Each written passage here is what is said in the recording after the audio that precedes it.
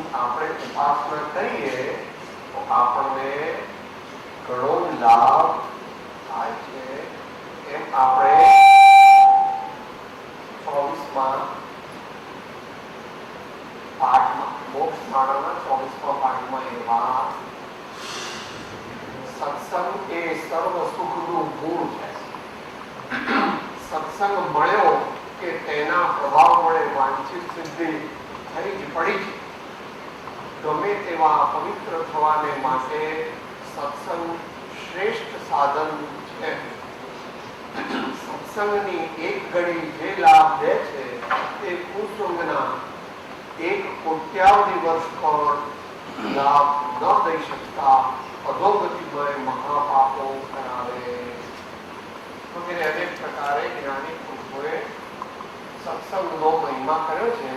પણ આપણે સત્સંગમાં માત્ર બેઠા એટલે નહીં, આપણે આપણા વિચારો અત્યારે ક્યાં ચાલે છે, આપણું ચિત્ત અત્યારે ક્યાં દોડે છે. શરીરને આપણે સત્સંગમાં બેસાડી છે, પણ આપણું ચિત્ત, આપણો આત્મા, આપણા ભાવો ક્યાં છે એના પર આધારિત. આમ હોવા છતાં સારા ભાવથી સત્સંગ કરવા આવ્યો છે તો કોઈને 5% લાભ થાય, કોઈને 10% લાભ થાય, કોઈને 15% લાભ થાય. જેવા જેના ભાવ અને જેવો જેનો પુરુષ તમારી દુનિયામાં કયો એક જ ક્લાસ છે, એમાં 60 વિદ્યાર્થીઓ છે,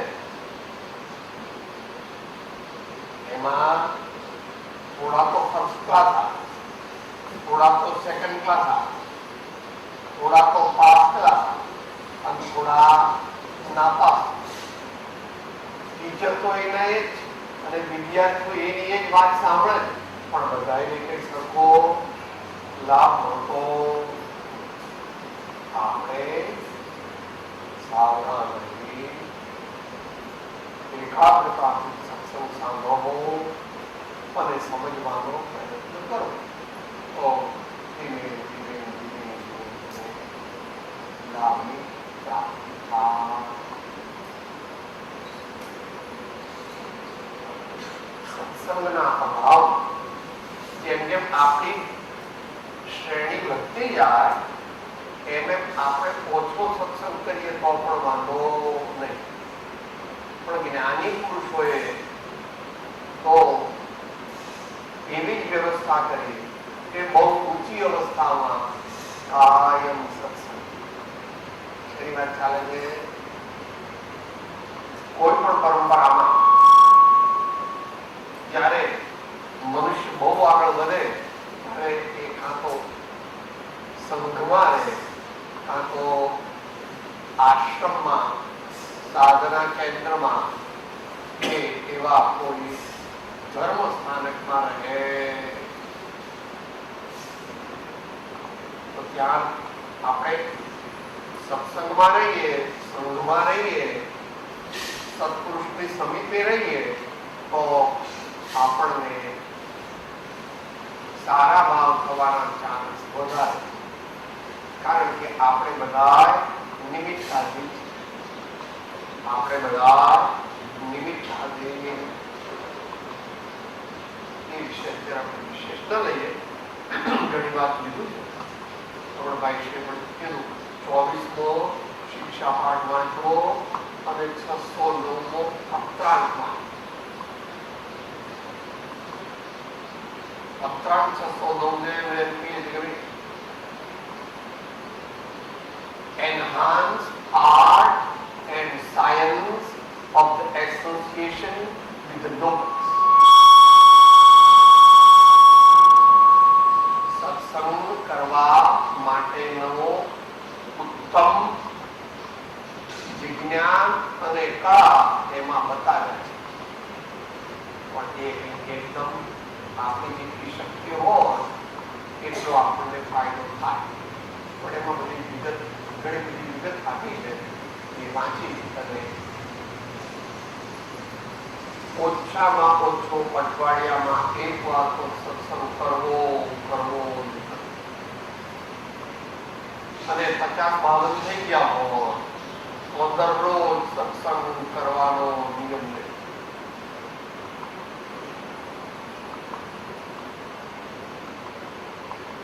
એના ફળ તો અનેક છે. સત્સંગત્વે નિસંગત્વમ, નિસંગત્વે નિર્મોહત્વમ, નિર્મોહત્વે નિશ્ચલ ચિત્તમ, નિશ્ચલ ચિત્તે જીવન માટે સત્સંગ સારો મળવો દુર્લભ છે. તો પણ જેવો આપણને મળે એવો સત્સંગ કરવો. પણ ઉત્તમ સત્સંગ, આત્મજ્ઞાની પુરુષોનો સમાગમ, ઉત્તમ મુમુક્ષુઓનો સમાગમ કરવાનો લક્ષ્ય રાખવું, એવી આજ્ઞા આપણને આત્મસિદ્ધિમાં કરી. એ લઈને અત્યારે એ પ્રશ્ન પૂરો સાથે બોલો. આત્માભિલક્ષણની ટીકા. હેમ વિચારે અંતરે શોધે સદગુરુયો, ધામ એક આત્મા સદુ બીજો નહીં મનરો, કામ એક આત્મા સદુ બીજો નહીં મનરો. આગળની દશામાં સત્સંગ ન હોય તો પણ પોતે ક્ષમતા રાખી શકે, પણ એ માટે ઘણો પુરુષાર્થ જોઈએ. એવી આત્મજ્ઞાનની દશા જોઈએ અથવા એવી ઉચ્ચ સાધક દશા હોય તો સત્સંગ ન હોય તો પણ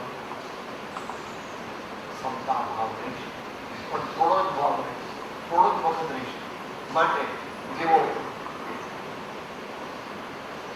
ધ્યાન છૂટે, સામાયિક છૂટે, ક્ષમતા ભાવનો અભ્યાસ છૂટે કે તરત સંતો આત્માર્થી જનો વળી પાછા સત્સંગમાં બેસે અને એ રીતે પોતાના આત્માનો વિકાસ કરે. તો સત્સંગના ભાવ પણ ક્ષમતા રહી શકે, પણ એ બહુ મોટા પુરુષોને રહી શકે. આપણા જેવા હોય તો દરરોજ સત્સંગ કરવાનો નિયમ રાખવો, પણ સત્સંગ બરાબર ભાવ, એકાગ્રતા, સમજણપૂર્વક કરો, વિનયપૂર્વક કરો. એમ કરવાથી આપણા આત્માનો વિકાસ થાય.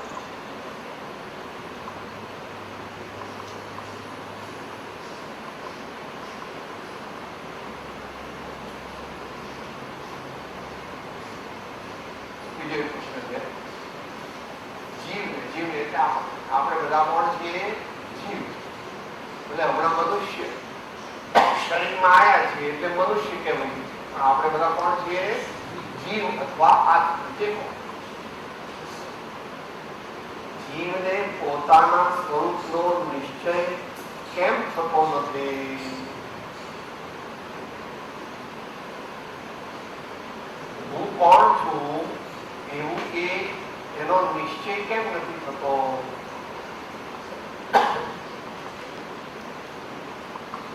એ બરાબર પાકું કેમ નથી થતું?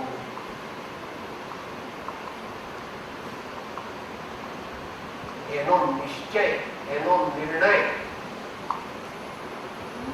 કેમ નથી થતો? એના ઘણા, પણ મુખ્ય કારણ તો એને જિજ્ઞાસા જ નથી. કોઈને પૂછો તો શું કે છે? સાહેબ અમારે તો બધી વાતે આનંદ છે, તમારે કઈ વસ્તુ જોઈતી હોય તો મને કહે. તમારે સુખી તો તમે બહુ દુઃખી છો, તમારે કઈ વસ્તુ જોઈતી હોય તો હું તમને સજ્જન હોય તો કહેવો, બાકી તો આજકાલ કોઈ એવું કહેતું નથી.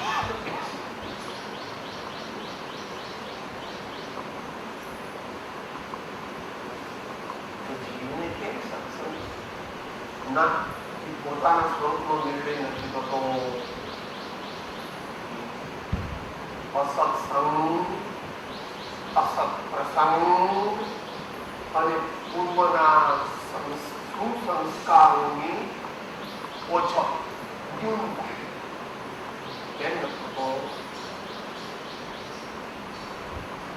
12માં અસત્સંગ છે, અસત પ્રસંગ છે, અને પોતે પણ કલ્યાણ કરવાની.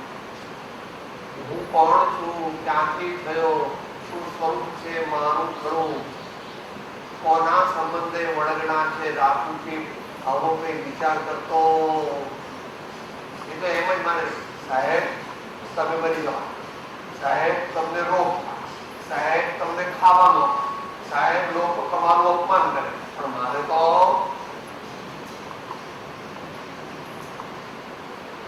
પુણ્યના યોગને શાશ્વત માને છે. પુણ્યનો યોગ તો બદલાઈ જવાનો.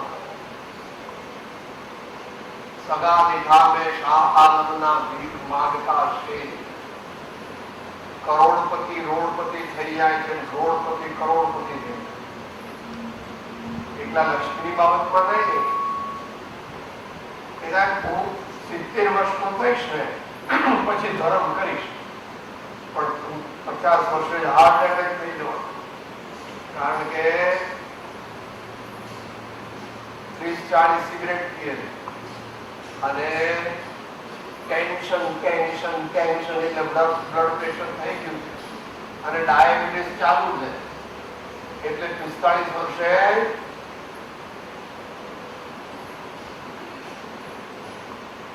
ભાવના એવી કરી બાબત 100 વર્ષ અને ખૂબ ધર્મ કરે અને દરેક વાતે સુખી થાય. પણ વિષ્ણુ થિંકિંગ માત્ર કરીએ કે એમ કામ થતું.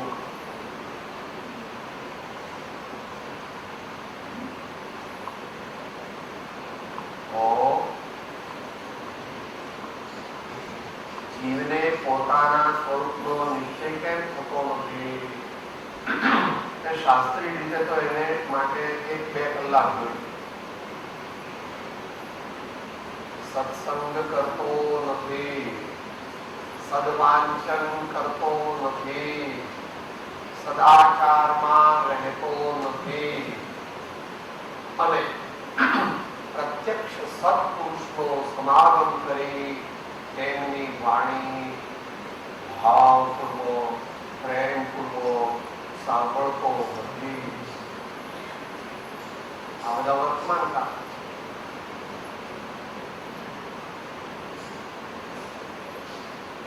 પોતે પુરુષાર્થ કરતો નથી, પુરુષાર્થ કરવાની આજ્ઞા પૂરું. જોઈ છો પરમાત્મા સર્વ સત્ય પુરુષાર્થ આદિ નામ લઈ ચેતો નહીં આત્મા. ભાગ પાડવા જોઈએ.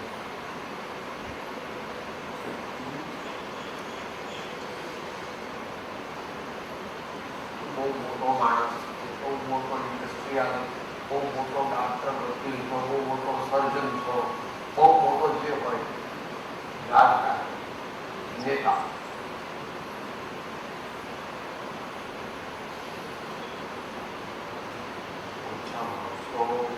અડધો કલાક શાંતિ બેસવાની પાડવી, ભગવાનના ફોટા સંગે, સદગુરુના ફોટા સંગે ચિત્તને શાંત કરો. પ્રયત્ન કરો.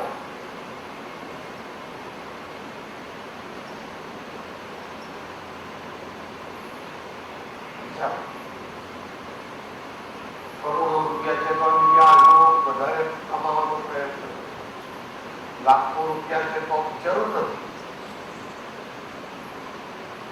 કે પૈસામાંથી સુખ મળી જશે એવી કલ્પના.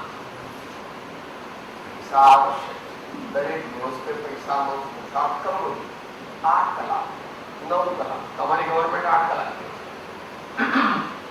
અત્યારે ચાલો બધું એમ કે ભાઈ મારે ફોર્મેટિવ યર્સ ઓફ લાઈફ, હું તો 22 વર્ષનો છું એટલે મારે એક ટ્યુશન વધારે કરવું. ભલે ચાલો 1 કલાક વધારે 8 9 નાના સાહેબ પણ માતો મા બાપની ને નાના ભાઈ ભણાવવાના છે. ઓલરાઈટ 1 વધારે 10 કલાક, બાકી 14 કલાક મળ્યા એમાં સદવાંચન કરવું જોઈએ. પણ પોતાની કલ્પનાથી નહીં, કોઈ સંતુષ્ટ કયા શાસ્ત્ર વાંચવા, કયા પુસ્તક વાંચવા, કેવા પુસ્તક વાંચવા.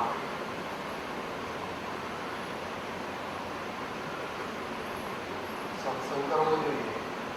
આટલાથી વધારે ગુમાવ ગુણવાન મનુષ્ય હોય, મુમુક્ષુ હોય, સત્સંગી હોય, એમને ત્યાં જઈને બેસવું અને ધર્મની વાતો કરવી, આત્માના કલ્યાણની વાતો કરવી. ક્રોધ, અભિમાન, છળકપટ, લોભ વગેરે ઘટાડવા.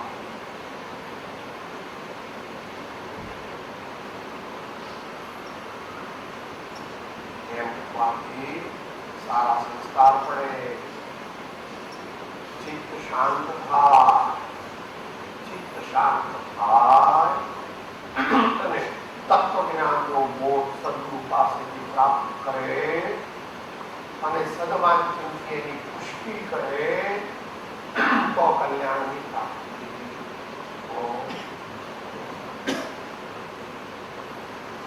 પોતાના સ્વરૂપનો નિર્ણય એમના બોલ્યા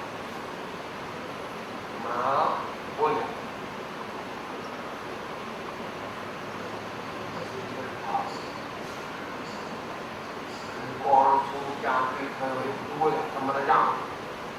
પણ એમાં બે શબ્દો આપણે ખાઈ વિવેકપૂર્વક શાંત ભાવે. કેવી રીતે કરવાનો? વિવેકપૂર્વક.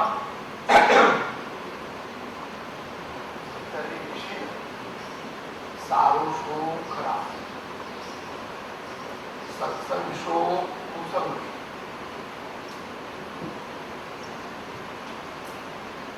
શેનાથી કલ્યાણ થાય, શેનાથી કલ્યાણ ન થાય, મારા માટે સુખદાયક શું, મારા માટે દુઃખદાયક, આવા બધા વિવેકના વિચારો કરવાથી અને શાંતિ.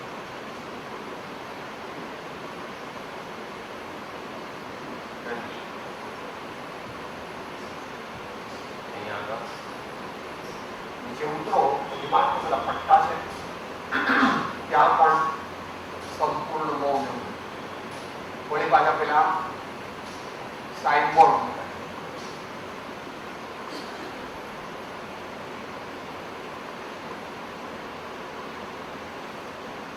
સત્સંગ કરીએ, શાંત ભાવ મેળવીએ, વિવેકપૂર્વક જીવન જીવીએ. આવું બધું કરીએ તો આપણને આપણા સ્વરૂપનો નિશ્ચય ધીમે ધીમે ધીમે ધીમે ધીમે Rome was not built in a day. કોઈ પણ મહાન કાર્ય કઈ ફટાફટ થઈ જતું નથી. અત્યારે તમે કહો છો કે સાહેબ આ મુકેશભાઈ અંબાણી ને અનિલભાઈ અંબાણી તો ટ્રિલિયનર થઈ ગયા, પણ એમના બાપુજીએ આજથી 60 વર્ષ પહેલા મુંડાનું સાયકલ ઉપર સોડા વેચવા જતા હતા. જૂની સાયકલ, ભાડાની સાયકલ ના પૈસા તો નહોતા, ભાડે મળે ને સાયકલ. એક આનાની 1 કલાક મળે એવી સાયકલ લઈને જતા હતા.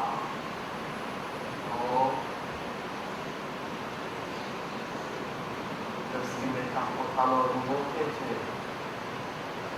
ધીરે ધીરે ધીરે પ્રભુજી મારે મંદિર આવ્યા રે, ધીરે ધીરે ધીરે પ્રભુજી મારે મંદિર આવ્યા રે.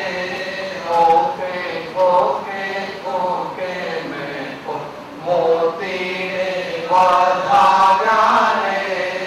ઓકે ઓકે ઓકે મેં તો મોતી વધાવ્યા રે. બધી વાત છે. કૃપાળુ દેવે નાનપણમાં સત્સંગ કરવા જતા, રામજી મંદિરમાં જતા, સારા પુસ્તકો વાંચતા. તો 1931 આગલી ઘણી કમાણી હતી તો જાતિ સ્મરણ જ્ઞાન થયું, પરંતુ તોય બીજા 16 વર્ષ સાધના કરવી પડી અને 1947 શુદ્ધ આત્મજ્ઞાનનો પ્રકાશ થયો, શુદ્ધ સંકેત. જન્મ જન્મના યોગી હતા એમણે પણ 10 વર્ષે દીક્ષા લઈ લીધી. ત્યારે આગળ જતા મહાન મુનિ થયા. મુનિ તો થયા, સાચા મુનિ નહોતા તેઓ. તે વખતનો ગુરુજીએ કીધું એટલે મુનિ થઈ ગયા.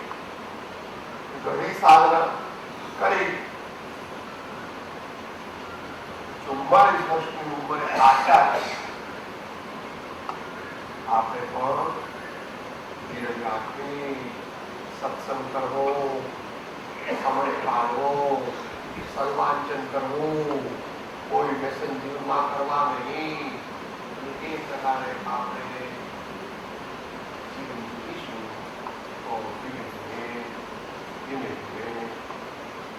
પહેલા ભગવાનની ઓળખાણ કરા, પછી સત્પુરુષની ઓળખાણ કરા, પછી સત્શાસ્ત્રો અને સદધર્મની ઓળખાણ કરા, અને પછી આત્માની ઓળખાણ.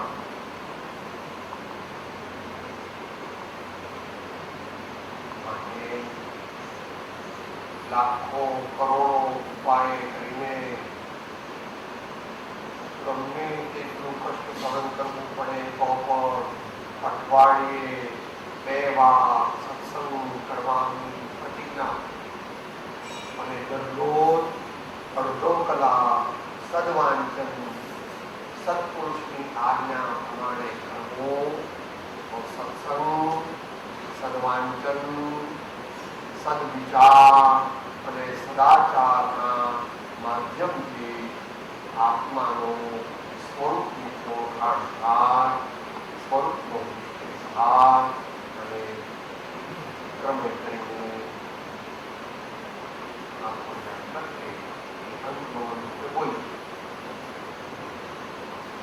જ્યાં પ્રગટે સુવિચારણા ત્યાં પ્રગટે